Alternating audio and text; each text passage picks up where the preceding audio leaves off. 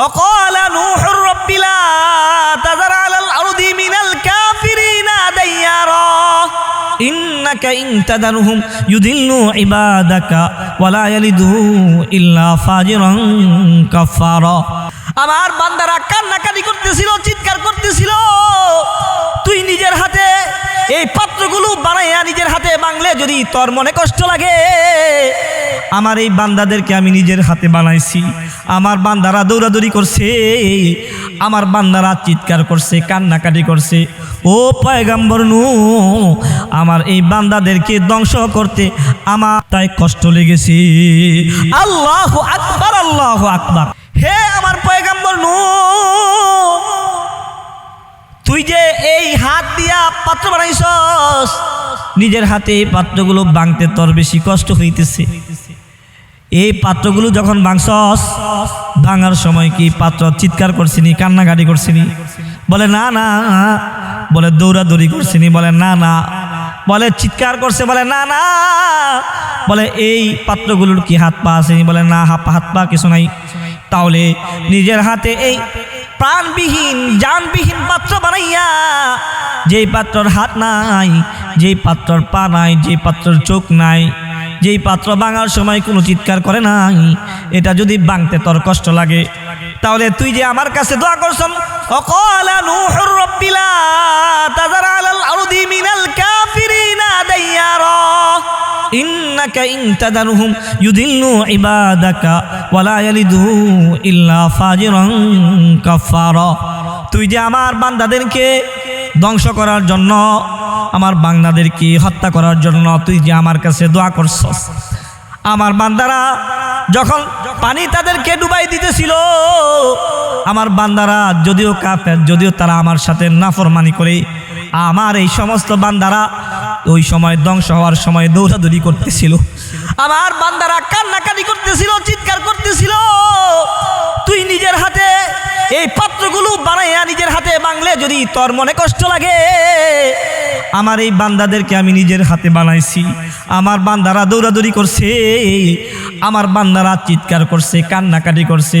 ও পয়গম্বর নূহ, আমার এই বান্দাদেরকে ধ্বংস করতে আমার তাই কষ্ট লেগেছে। আল্লাহু আকবার, আল্লাহু আকবার।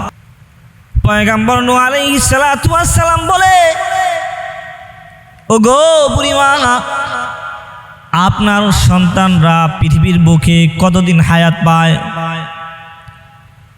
ওই বুড়িমা বলে, আমার কোনো সন্তান 200 বৎসর, কোনো সন্তান 250 বৎসর, কোনো সন্তান 300 বৎসর, কোনো সন্তান 400 বৎসর, এমন এমন হায়াত আমার সন্তানরা পায়। পয়গম্বর নূহ আলাইহিস সালাতু ওয়াস সালাম মুস্কি মুস্কি হাসতেছে আর বলে, ও বুড়িমা, তোমার সন্তানেরা 200 বৎসর, 300 বৎসর, 400 বৎসর হায়াত পায়।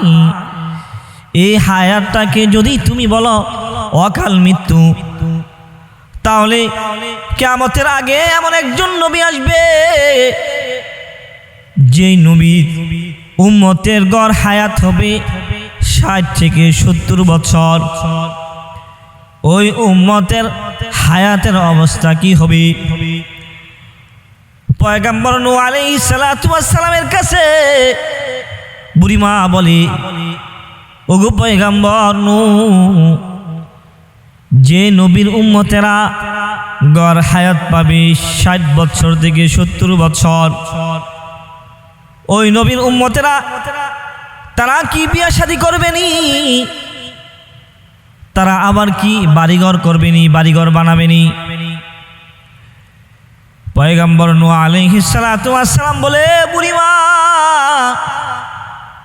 শুধু তারা বিবাহ শাদী করবে এতটুকুই নয়, পৃথিবীতে সাইয়্যিদিনা হযরত আদম আলাইহিস সালাতু ওয়াস সালাম থেকে নিয়ে কিয়ামত পর্যন্ত যত নবী পৃথিবীতে আসবে, সমস্ত নবীদের উম্মতের চাইতে ওই নবীর উম্মতের সংখ্যা বেশি হবে।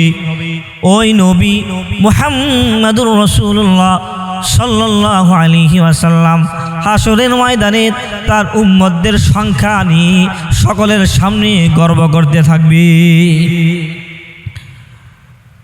ওই বুড়িমাকে পয়গম্বর নূহ আলাইহিস সালাতু ওয়াস সালাম বলে, ও বুড়িমা, তুমি যদি এই ৬০-৭০ বছর হায়াত তুমি পাইতা তাহলে তুমি কি করতা? বুড়িমা পয়গম্বর নূহ আলাইহিস সালাতু ওয়াস সালামের কাছে বলে, ওগো আল্লাহর নবী নূহ, যদি আমার হায়াতের জিন্দেগিটা ৬০ থেকে ৭০ বছর হইতো তাহলে আমি আসমানের মালিক আল্লাহ তাআলার কুদরতি পায়ে একটা সেজদা করতাম, এক সেজদা দিতাম, এক সেজদায় আমি ৬০-৭০ বছর আমার হায়াত আমি শেষ করে দিতাম। সুবহানাল্লাহ, সুবহানাল্লাহ। পয়গম্বর নূহ আলাইহিস সালাতু ওয়াস সালাম দীর্ঘ ৯৫০ বছর পর্যন্ত উম্মতের দাঁড়ে দাঁড়ে কাছাকাছি গিয়ে কালিমার দাওয়াত দিয়েছেন। মানুষকে পয়গম্বর নূহ আলাইহিস সালাতু ওয়াস সালাম গিয়ে বলছেন, ইয়া আইয়ুহান নাস কুলু লা ইলাহা ইল্লাল্লাহ তুফলিহুন। নূহ আলাইহিস সালাতু ওয়াস সালাম দীর্ঘ ৯৫০ বছর পর্যন্ত মানুষদেরকে কালিমার দাওয়াত দিয়েছেন, তার কওমের কাফেরদেরকে দাওয়াত দিয়েছেন। তার কওমের লোকেরা দাওয়াত তো গ্রহণ করেন নাই। অপর্যপরি পয়গম্বর নূহ আলাইহিস সালাতু ওয়াস সালামের উপর বিভিন্ন অত্যাচার জুলুম নির্যাতন করেছেন। ওই সমস্ত কুলাঙ্গাররা পয়গম্বর নূহ আলাইহিস সালাতু ওয়াস সালামকে এমন শারীরিকভাবে নির্যাতন করছেন, কখনো কখনো এমন হয়েছে যে সারাদিন তার উপর জুলুম করছে, নির্যাতন করছি, সন্ধ্যায় তাকে মৃত ভেবে ফালায় রাইখা তার কওমের ওই সমস্ত কুলাঙ্গাররা চলে গেছি। আবার পয়গম্বর নূহ আলাইহিস সালাতু ওয়াস সালাম যেহেতু নবী, নবীদের চিন্তা ফিকির শুধু উম্মতকে কিভাবে আল্লাহর পথে নিয়ে আসা যায়, জাহান্নামের পথ থেকে জান্নাতের পথে নিয়ে আসা যায়, ওই চিন্তা ফিকির কইরা পরের দিন সকালবেলা আবার দাওয়াতের কাজে বের হয়ে যেত। এভাবে প্রতিদিন সন্ধ্যা পর্যন্ত দাওয়াত দিত। এভাবে দাওয়াত দিতে দিতে দীর্ঘ ৯৫০ বছর পর্যন্ত দাওয়াত দিয়েছেন। অল্প কিছু মানুষ ব্যতীত আর ওই সমস্ত কুলাঙ্গার কাফেররা ইসলামকে, দিনকে গ্রহণ করে নাই। এরপর ৯৫০ বছর পর আল্লাহ তাআলা পয়গম্বর নূহ আলাইহিস সালাতু ওয়াস সালামের উপর ওহী অবতীর্ণ করছেন। আল্লাহ তাআলা কোরআনে হাকিমের মধ্যে বলেন, ওয়া উহিয়া ইলা নূহিন আন্নাহু লা ইউমিনা মিন কওমিকা ইল্লা মান ক্বাদ আমানা ফালা তাবতাইস বিমা কানু ইয়াফআলুন। নূহ আলাইহিস সালাতু ওয়াস সালামের প্রতি আল্লাহ ওহী অবতীর্ণ করছেন, হে আমার পয়গম্বর নূহ, তোমার কওমের নতুন করে আর কোনো কাফের মুসলমান হবে না, কোনো মানুষ মুসলমান হবে না। যে মাত্র আল্লাহ তাআলা নূহ আলাইহিস সালাতু ওয়াস সালামের কাছে এই ওহী অবতীর্ণ করলেন যে নতুন করে আর কেউ তোমার কওমের ঈমান আনবে না, তুমি কিন্তু এই ব্যাপারে দুঃখিত হও না। আল্লাহ তাআলা এই ঘোষণা করার সাথে সাথে পয়গম্বর নূহ আলাইহিস সালাতু ওয়াস সালাম এবার উম্মতকে নিয়ে অন্য ফিকির করতেছি। যেহেতু নবী চিন্তা ভাবনা হচ্ছে উম্মতকে কিভাবে জাহান্নামের আযাব থেকে রক্ষা করা যায়, কিভাবে আযাব তার লাঘব করা যায়, সেই চিন্তা, এই চিন্তা ফিকির নিয়ে পয়গম্বর নূহ আলাইহিস সালাতু ওয়াস সালাম আল্লাহ তাআলার কাছে মনে মনে চিন্তা করতেছে, যদি নতুন করে আর কেউ ঈমান না আনে তাহলে এই কাফেররা দুনিয়ার বুকে থাকার কোনো প্রয়োজন নাই। কারণ দুনিয়াতে যদি থাকে তাহলে হয়তো তারা পাপ কাজ আরো বেশি করবে, শাস্তির সম্মুখীন আরো বেশি হবে। অথবা যদি কাফের দুনিয়াতে বাড়তে থাকে তাহলে যারা ঈমান এনেছে তাদেরকে পদভস্ত করে দিবে। এই কারণে পয়গম্বর নূহ আলাইহিস সালাতু ওয়াস সালাম আল্লাহ তাআলার কাছে দোয়া করেছেন। আল্লাহ তাআলা কোরআনে হাকিমের মধ্যে ইরশাদ করেন, وقال نوح رب لا تذر على الأرض من الكافرين ديارا وقال نوح رب لا تذر على الأرض من الكافرين ديارا إنك إن تذرهم يضلوا عبادك ولا يلدوا إلا فاجرا كفارا رب اغفر لي ولوالدي ولمن دخل بيتي مؤمنا وللمؤمنين والمؤمنات ولا تزد الظالمين إلا تبارا।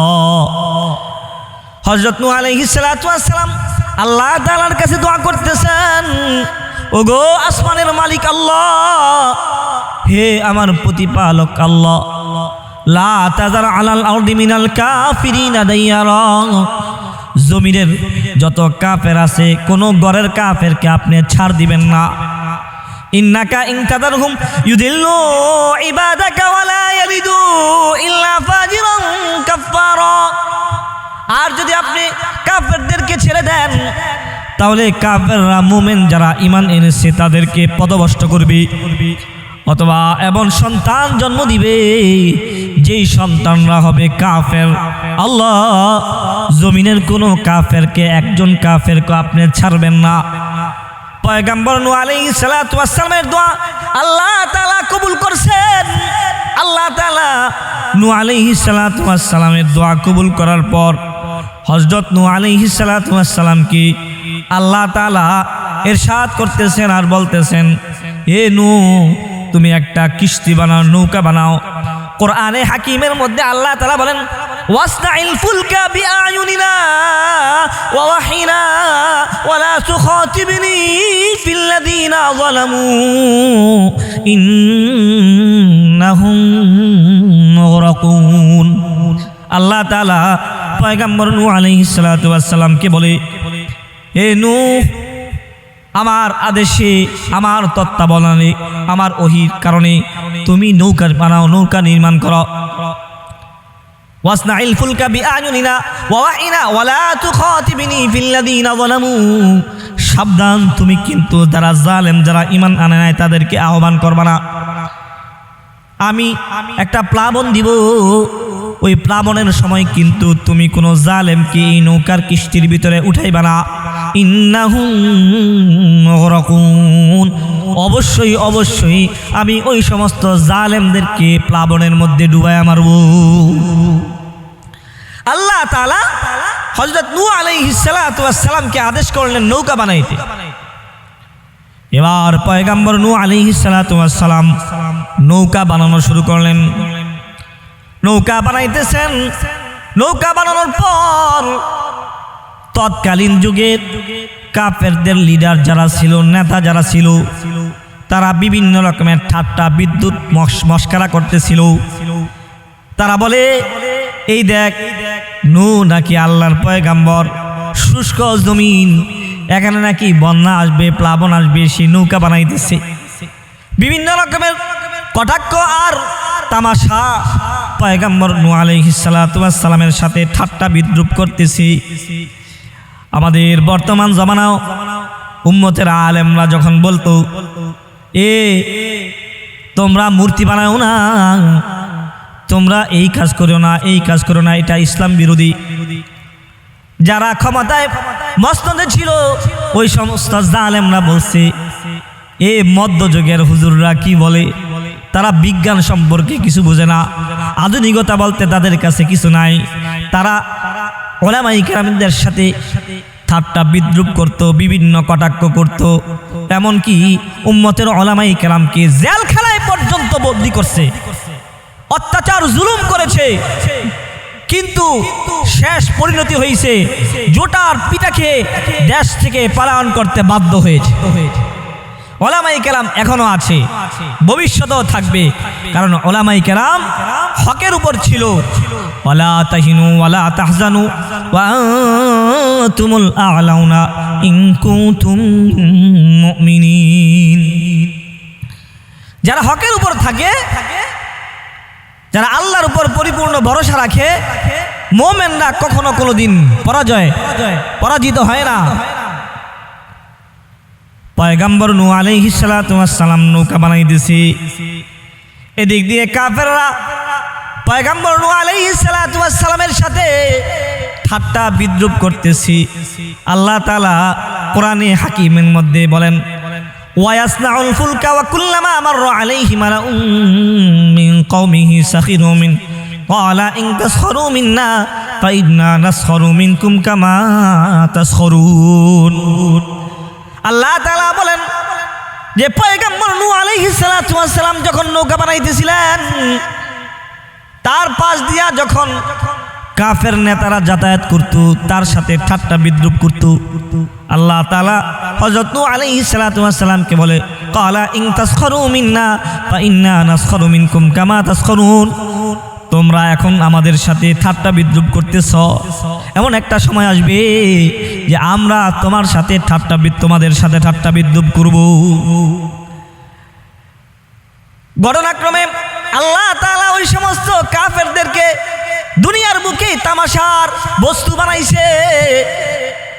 কিতাবের মধ্যে আসছে, তারা ঠাট্টা বিদ্রুপ করতে করতে এমন একটা সময় হয়েছে, ওই নৌকার ভিতরে গিয়া তারা মল মূত্র ত্যাগ করতে শুরু করছে। পয়গম্বর নূহ আলাইহিস সালাতু ওয়াস সালাম মনে বড় কষ্ট পেয়েছে, ওই নৌকার ভিতরে গিয়া তারা মল মূত্র ত্যাগ করতেছে। আল্লাহ তাআলা পয়গম্বরের মর্যাদা দেখাইতেছেন, আল্লাহ তাআলার কুদরত দেখাইতেছেন। ঘটনাক্রমে মল মূত্র ত্যাগ করতে করতে নৌকা পুরা পরিপূর্ণ হয়ে গেছে। একদিন ঘটনাক্রমে আরেকজন মল মূত্র ত্যাগ করতে গিয়ে বসেছেন, কিন্তু হঠাৎ করে পা পিছলে হোঁচট খেয়ে নৌকার ভিতরে মল মূত্রের ভিতরে পড়ে গেছে। ওই ব্যক্তির শরীরের ভিতরে কুষ্ঠরোগ ছিল, ঘা ছিল, পচন ছিল। যে মাত্র ওই মলমূত্রের ভিতরে ওই ব্যক্তি পড়ে গেছে, ওই জায়গা থেকে উঠে আইসা যখন গোসল করছে, দেখে অনেক চিকিৎসা করার পর যেই কুষ্ঠরোগ ভালো হয় না, সুস্থ হয় না, ওই কুষ্ঠরোগ পরিপূর্ণ কুষ্ঠরোগ থেকে ওই ব্যক্তি সুস্থ হয়ে গেছে। এভাবে ওই গোত্রের সমস্ত মানুষ যখন শুনলো যে ওই নৌকার মলমূত্র দিয়া ওই ব্যক্তি সুস্থ হয়ে গেছে, এবার দলে দলে গিয়া সমস্ত কুষ্ঠরোগীরা ওই জায়গায় গোসল করতে শুরু করছে। বালতিদা এনে এনে তারা গোসল করে কুষ্ঠরোগ থেকে বের হইতে ভালো হইতেছে। এভাবে করতে করতে একটা সময় মলমূত্র শেষ, পরিপূর্ণ শুকায় গেছে।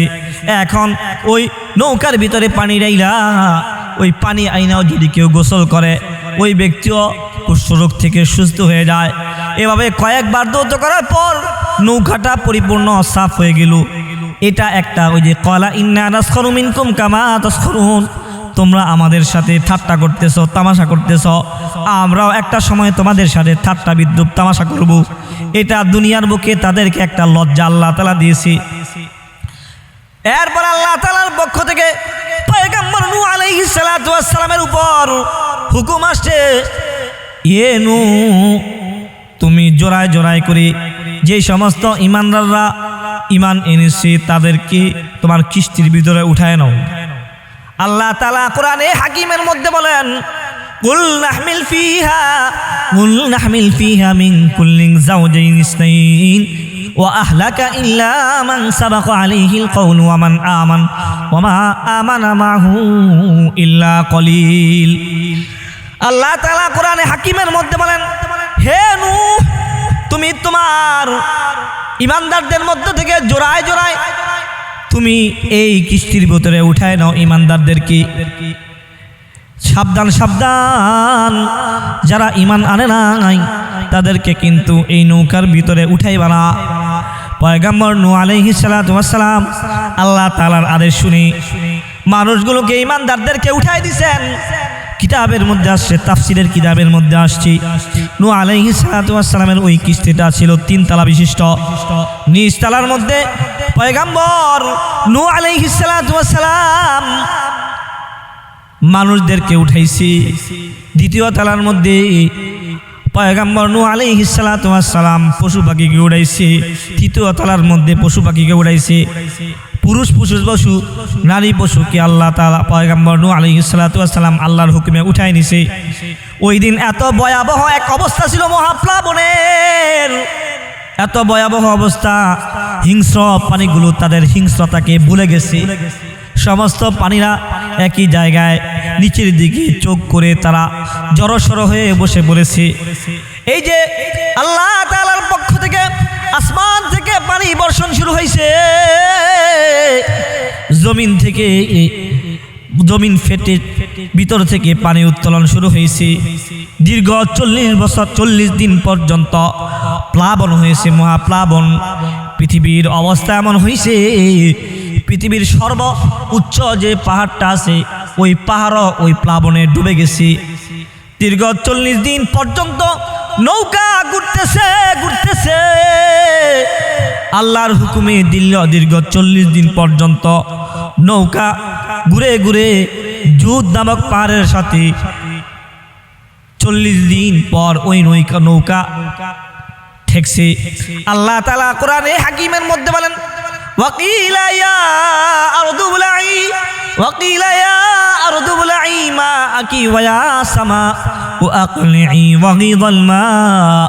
وغيض الماء واستوت على الجود وقيل بعدا للقوم الظالمين।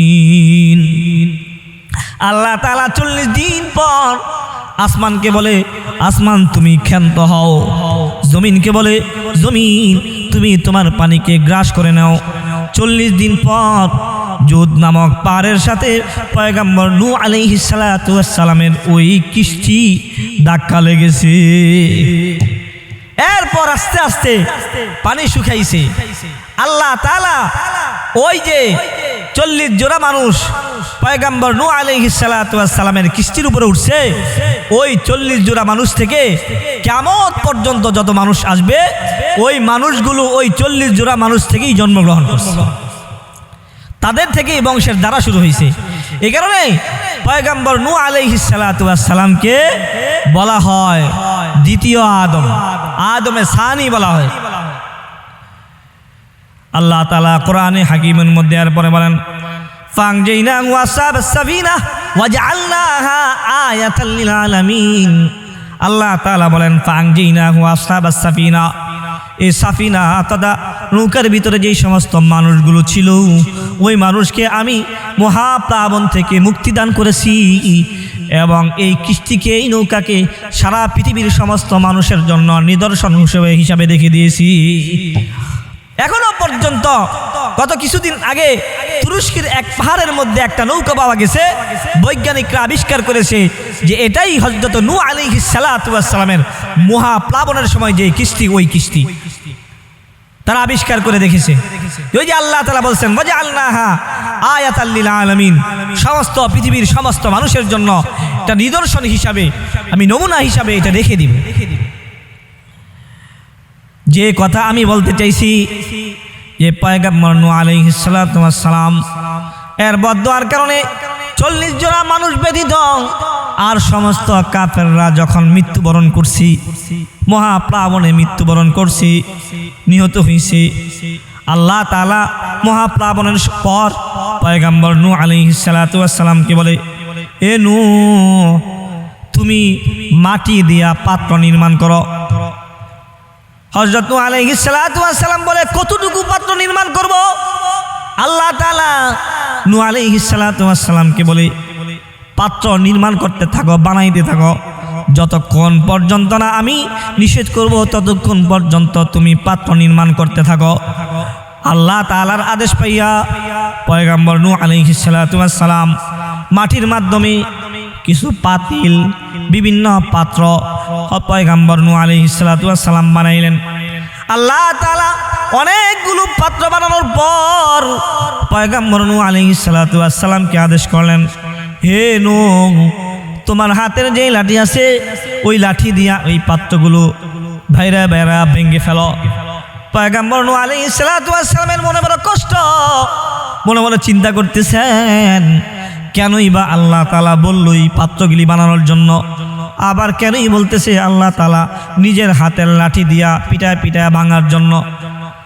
আল্লাহ তাআলা পয়গম্বর নূহ আলাইহিস সালাতু ওয়াস সালামের অবস্থাটা দেখতেছে। আল্লাহ তাআলা পয়গম্বর নূহ আলাইহিস সালাতু ওয়াস সালামকে বলে, কিরে নূহ, মনটা খারাপ নাকি? বলে কেন মনটা খারাপ? বলে আল্লাহ কি কারণে বললেন বানাইতে, আবার কি কারণে বলতেছেন ভাঙার জন্য?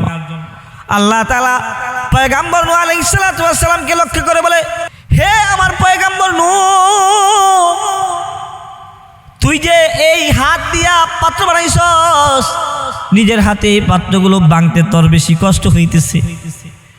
এই পাত্রগুলো যখন ভাঙছস, ভাঙার সময় কি পাত্র চিৎকার করছিনি, কান্নাকাটি করছিনি? বলে না না।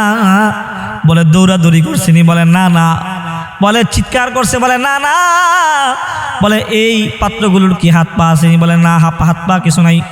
তাহলে নিজের হাতে এই প্রাণবিহীন জানবিহীন পাত্র বানাইয়া, যেই পাত্রর হাত নাই, যেই পাত্রর পা নাই, যেই পাত্রর চোখ নাই, যেই পাত্র ভাঙার সময় কোনো চিৎকার করে নাই, এটা যদি ভাঙতে তোর কষ্ট লাগে, তাহলে তুই যে আমার কাছে দোয়া করছস, ওয়াকালা নূহুর রাব্বি লা তাযার আলাল আরদি মিনাল কাফিরিনা দাইয়ারা ইন্নাকা ইন তাদারহুম ইউদিল্লু ইবাদাকা ওয়ালা ইয়ালিদু ইল্লা ফাজিরান কাফারা। তুই যে আমার বান্দাদেরকে ধ্বংস করার জন্য, আমার বান্দাদেরকে হত্যা করার জন্য তুই যে আমার কাছে দোয়া করছস, আমার বান্দারা যখন পানি তাদেরকে ডুবাই দিতেছিল, আমার বান্দারা যদিও কাফের, যদিও তারা আমার সাথে নাফরমানি করে, আমার এই সমস্ত বান্দারা ওই সময় ধ্বংস হওয়ার সময় দৌড়াদৌড়ি করতেছিল, আমার বান্দারা কান্নাকাটি করতেছিল, চিৎকার করতেছিল। তুই নিজের হাতে এই পাত্রগুলো বানাইয়া নিজের হাতে ভাঙলে যদি তোর মনে কষ্ট লাগে, আমার এই বান্দাদেরকে আমি নিজের হাতে বানাইছি, আমার বান্দারা দৌড়াদৌড়ি করছে, আমার বান্দারা চিৎকার করছে, কান্নাকাটি করছে। ও পয়গম্বর নূহ, আমার এই বান্দাদেরকে ধ্বংস করতে আমার তাই কষ্ট লেগেছে। আল্লাহু আকবার, আল্লাহু আকবার। দেখেন এই কাফেররা সারা জীবন শুধু কুফরি করেছে, সারা জীবন শুধু অন্যায় পথে চলেছে, সারা জীবন আল্লাহ তাআলার সাথে বিদ্রোহ করেছে। এরপরেও আল্লাহ তাআলা ওই কাফেরদের প্রতি কি পরিমাণ মায়া আর মোহাব্বত, যে তাদেরকে ধ্বংস করার সময়ও আল্লাহ তাআলার কুদরতি অন্তরে মায়া লেগেছে। তাহলে আমি আপনি যদি কোনো অন্যায় পাপাচার কাজ করে ফেলি, আমি আপনি যদি কোনো গুনাহের কাজ করে ফেলি, আল্লাহ তাআলার কাছে গুনাহের কাজ করার পর যখন অনুতপ্ত হইয়া আল্লাহ তাআলার কাছে তওবা করি, আল্লাহ তাআলার কাছে যদি ক্ষমা চাই, তাহলে আল্লাহ তাআলা আমাদেরকে ক্ষমা করবে না? করবে না? আল্লাহ তাআলা কোরআনে হাকিমের মধ্যে বলছেন, ওয়াল্লাযীনা ইযা